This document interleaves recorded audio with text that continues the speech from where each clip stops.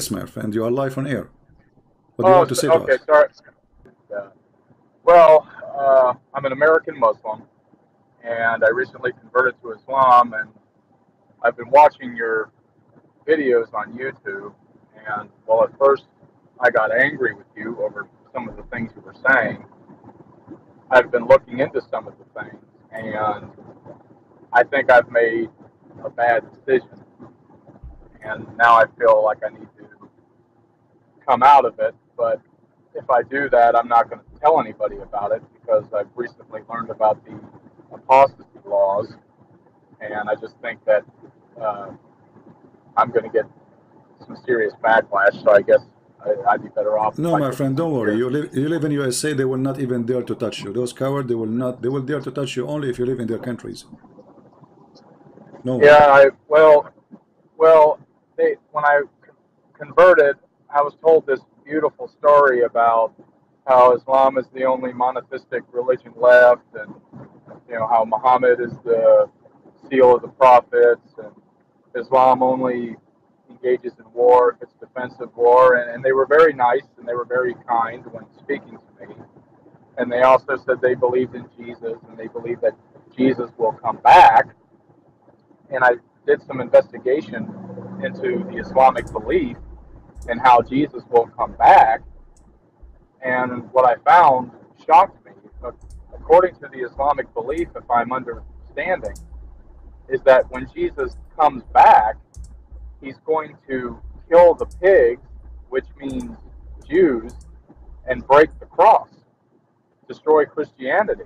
And so, while it's true that they believe in Jesus, they believe in a very different Jesus than the one I was raised with. The Jesus in Islam is hostile towards uh, traditional Christians and Jews, and that's one of the many reasons. I was angry at you at first, but I'm actually glad that you do what you do because there's so many things that so many Muslims don't know about their own faith, and myself included. So, my friend, so did you decide today to leave Islam?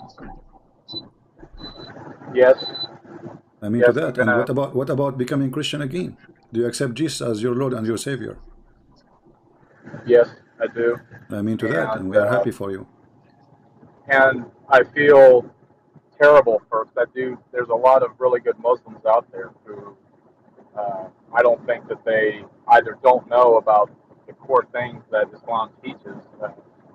Another thing that Islam teaches is that women don't have the same rights as men do. I mean, yes, they have rights, but I'll give you an example. The Quran teaches that a woman is required to submit to the sexual needs of her husband, and if she doesn't, Allah and His angels will curse her all throughout the night when Exactly. she's asleep.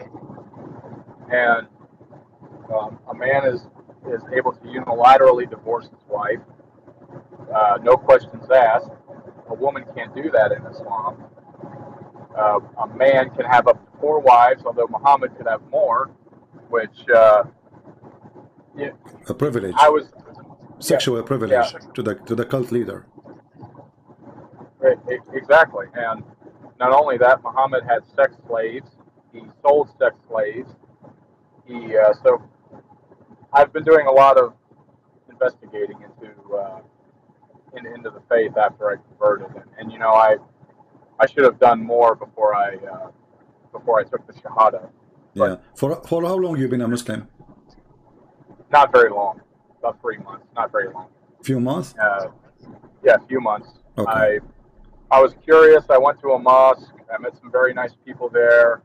They were very open, very welcoming. I was actually, surprised on how open and welcoming they Well, they would are be. nice because they wanna win you. You know, this is the game. You know, what do you think they will be rude to you? I mean, they're trying to win you to join us, right? So it's a trap. Ha, have you And have you ever heard of a scam is not nice when they call you like a scam? You know what scam is? right, and well, and I've been asking some of my friends who I attended the mosque with some of these questions, and they don't like to hear them. They don't like to hear them. They don't like answering them. or they say things like, well, you're taking it out of context, you're misinterpreting it, and that it's almost as if Islam is never wrong, ever. The Christians are always wrong, and Islam is always right. Islam has never killed a person, it's never done anything that would reflect negatively on the faith. And I was also looking into ISIS and other terrorist organizations that have done, beheadings, and rapes, sex slavery, and all of these things. And I thought, before I converted to Islam, I thought, well, that's not real Islam. I thought, most Muslims don't do that, so that's got to be a perversion of the faith. And what I found was Muhammad, during his lifetime, beheaded several thousand people during his political campaign after he went from Mecca to Medina. He then became a politician and a jihadist, so he switched from religion. He turned to politics, and his favorite method of execution was beheading. That was his favorite way to. And he beheaded actually, his favorite was a crucifixion and putting nails in the eyes and cutting hands and feet. Oh, yeah! Wow, what a good trade-off. Yeah, this is his favorite, and this is actually in the Quran. So, and Muhammad, he practiced that. He put nails, he heated nails, and he put them in the eyes of those people who oppose him, as we can find in the, And with his wife, I also found out that with his wife Aisha, part of how he got Aisha to marry him was he and Aisha tricked Aisha's uncle. Not Aisha, Khadija. Oh, okay, right. Well, they tricked him into getting Muhammad to marry him. Right. They tricked him while he was asleep, and they put ceremonial marriage robes on him. Yeah, they made the father drunk. And they changed his clothing. And then when he woke up, they told him, "You married me to this guy," but he said, "No, I did not." So it was a fraud. Right. Yeah, and this is telling you the quality of the wife and the husband. And so at first when I was watching your videos, I thought that you had I thought this guy's just got a real beef against Islam, and I thought a lot of the things you were saying were nonsense, but at the same time I couldn't put down your YouTube channel. I just kept listening, and so I did some investigations, and so much stuff I found out since then. So for how long you are listening? For how long you are listening to my channel? A few months, 2 months. Okay. I listened to it 30 days after I converted to Islam, and you were doing a video about what was it? You were debating a Muslim. I think his name is Ibn Farouk. Was his name? Ibn Farouk. Okay. Ibn Farouk. Well, you were debating him, and I think he was using a fake name. Okay. And when you were debating him, you guys were talking about when Adam sinned in the garden, and you were discussing whether or not angels had the ability to lie. Correct. You were saying, tell me these things if you are true. I can't remember exactly what you were, but I'm sure you remember the one I'm talking about. Yeah, tell me the names of those things if you are truthful. Right, and so I really liked Ibn Farouk, and I still do. I mean, I don't think he's a bad person. And so I looked into... He's a liar. Well, how he can be a good person? He's a liar. A person, he keep lying. He cannot be a good person. Right, well, I think a lot of them do, and that's another thing. So a good person, he don't make religion as a business of lying, because supposedly you are following God, and the one who is religious is the last one to lie, right? So when the one who is religious is lying, so what kind of religion this religion is? And I looked. Another thing, what most people don't understand about Muhammad was, after he died, his caliphs, Abu Bakr, followed by Umar, followed by Uthman, they conquered a quarter of the world's population in a span of, I think it was 40 or 50 years. They conquered most of North Africa, the Middle East. It used to be Christian. before Islam came out of Arabia. But as soon as Islam came into the world and the caliphs came into the world, they immediately began attacking their neighbors to the north, south, east, and west in all directions, and it's still going on to this day. So when people get upset when they say that ISIS is not the true Islam, I can tell you right now that as somebody who, well, at least until most recently was a Muslim, even for a short period of time, ISIS is practicing the Sunnah. They are practicing the core teachings of Islam. 50 years after Islam was born, over 90,000 churches were destroyed all throughout the Middle East, going towards Persia, and all throughout North Africa. So, when somebody says to you, ISIS is not Islam, you should say to him, name for me one thing ISIS did Muhammad did not do. Just name one. Right. He did all of it. The sex slaves, Muhammad had sex slaves, he sold sex slaves. His favorite sex slave. Beheading, cutting hands, cutting feet, crucifixion, everything they did is very Islamic, attacking the neighbors. Muhammad, he says, attack the Romans so you can get the blonde girls. Well, my friend, we are happy that you decide to leave this garbage.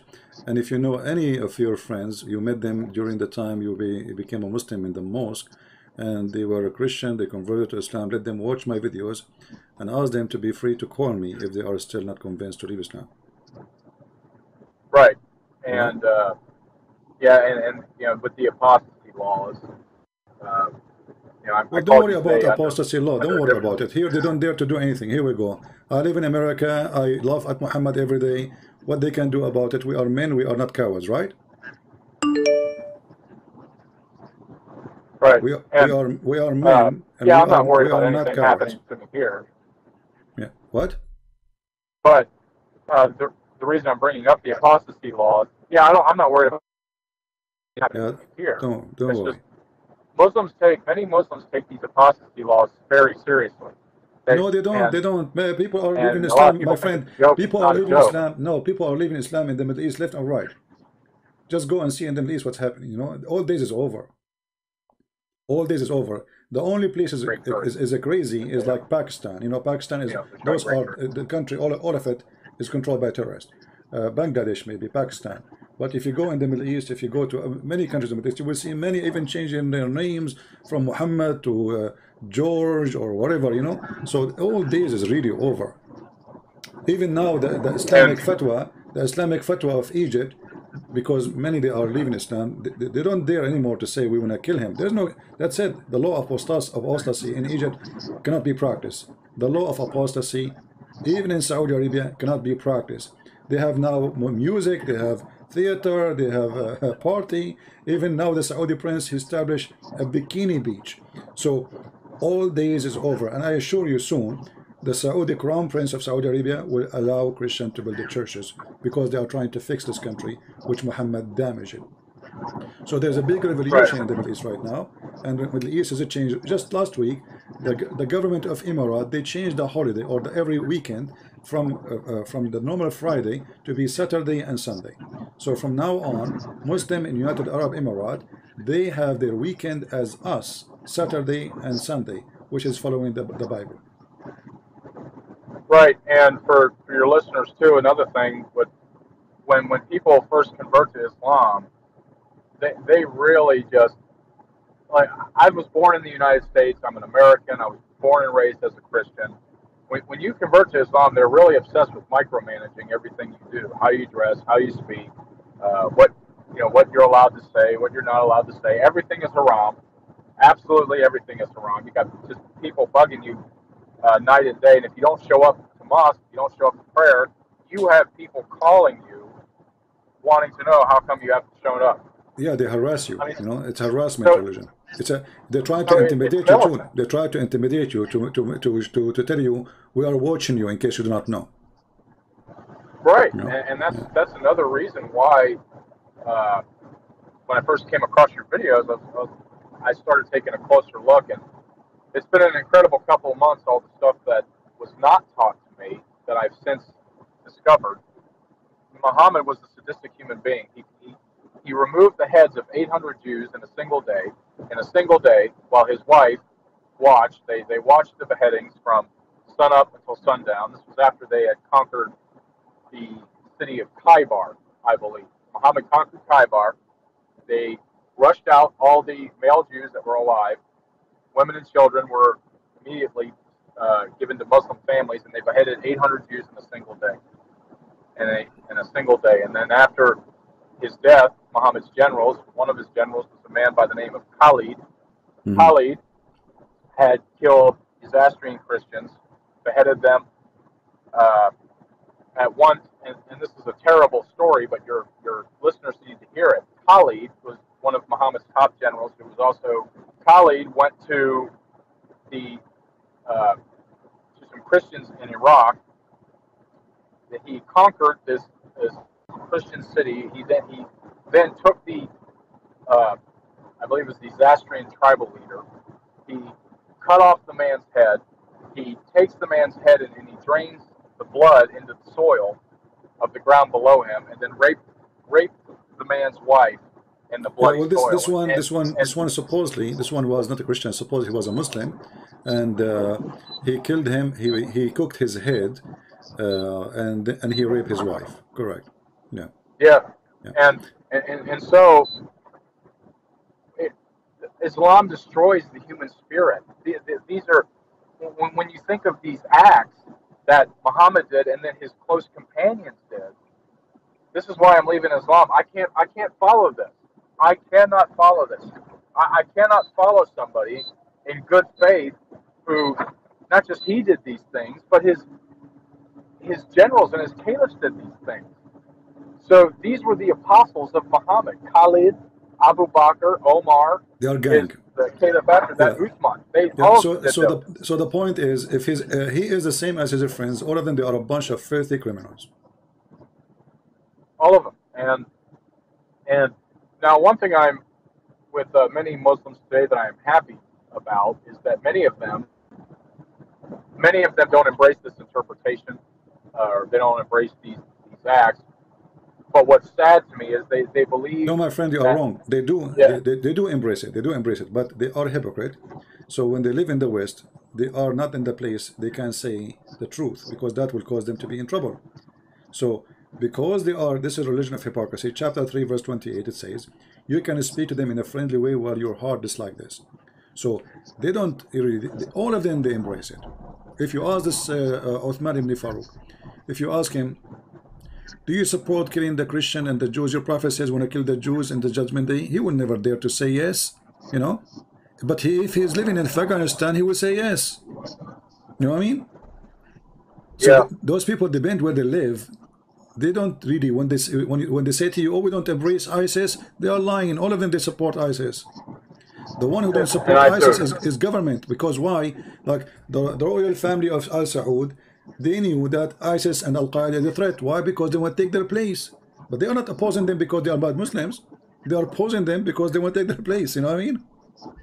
Yeah. Or maybe I'm, at the same time, maybe I'm forgetting to remind myself that Islam teaches that it's okay to deceive unbelievers if it spreads or advances Islam. And the Arabic word for it is called taqiyya. Taqiyya, yeah. Or hudna. Hudna is another word. Taqiyya, chapter 3, verse 28. Yeah, so it could be perhaps that, and it's hard to tell. You know, maybe they're just deceiving me, because especially with new Muslims, people who just convert to Islam, they don't know anything about Islam. It's really easy to deceive them, or to maybe paint a picture of Islam that is not the real Islam. So I pray that a lot of Muslims will leave Islam. Muhammad, it's my personal belief that this religion was started by Muhammad as a justification for political conquest. For money, for power. This is what Muhammad is about. He's a satanic man. He made a privilege just for his private part. He made a privilege just for his pocket. He made a privilege even for God, because he made himself his God on earth. So whatever the prophet says, you obey. So he became God on earth. So this guy, this madman, he is perverted, he is sick, he is filthy, he is a criminal, and he used God in order to conquer. At the same time, he said, there's 5 names given to me. One of them is Al-Mahi, which means the eraser, and I will erase Christianity and Judaism. So Muhammad, he made it clear. I have a purpose. I am the evil Muhammad. I'm going to erase everything good in this earth. I will erase the Messiah. I will erase the angels. I will erase God, and I will place myself instead, and I will make this earth is a land of a bloodshed. And he said, I've been ordered, commanded to kill all mankind until they say there's no God but Allah and Muhammad, except the Muslims. So if you are a person who bow down to the devil, Muhammad will not kill you. If you don't bow down to the devil Muhammad, he will kill you. And this is a clear sign of a filthy man. He's a scumbag. My friend, I want to say thank you for calling us. We cannot keep you for longer, but I'm glad that you decided to leave Islam. And I hope maybe in the future you can call us to share more stories of your experience. But today, by the way, your voice was very low. Maybe next time is going to be better. Oh, yeah, sorry, I have my Bluetooth and I apologize. Thank you, Christian friends. Have a wonderful day. It's all right. Take care. Bye-bye. Thank you very much, guys, for being here. May the Lord bless you. Please download the video immediately after we finish. Christ is Lord, Islam is false, and we will see you soon again. Thank you. Take care.